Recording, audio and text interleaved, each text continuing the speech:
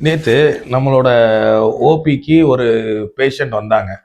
ஒரு 50 வயசு மதிக்கத்தக்க ஒரு வயதுள்ள ஒரு பேஷண்ட் தான். அவர் கேட்ட கேள்வி என்னன்னா, சார் ஹார்ட் அட்டாக்குக்கு சீசன் இருக்கா? ஏன்னா இப்போ சளி காய்ச்சல்லாம் சீசனல் வேரியேஷன் சொல்கிறோம்ல, அது மாதிரி ஹார்ட் அட்டாக்கு சீசன் இருக்கான்னு கேட்டார். ஹார்ட் அட்டாக்கு சீசனல் வேரியேஷன் இருக்குது. குளிர்காலங்களில் ஹார்ட் அட்டாக் வர்றதற்கான வாய்ப்புகள் அதிகம். அதே மாதிரி மலை பிரதேசங்கள், அதாவது உயரமாக ஹை ஆல்டிடியூட் கோல்டு கிளைமேட்டிக் கண்டிஷன்ஸ்லையும் ஹார்ட் அட்டாக் வர்றதுக்கான வாய்ப்புகள் ஜாஸ்தி தான் இருக்குது ஹார்ட் கண்டிஷன்ஸை விட. குளிர்காலங்களில் இரத்த நாளங்களில் சுருக்கங்கள் ஏற்படுறதுக்கு வாய்ப்புகள் இருக்குது.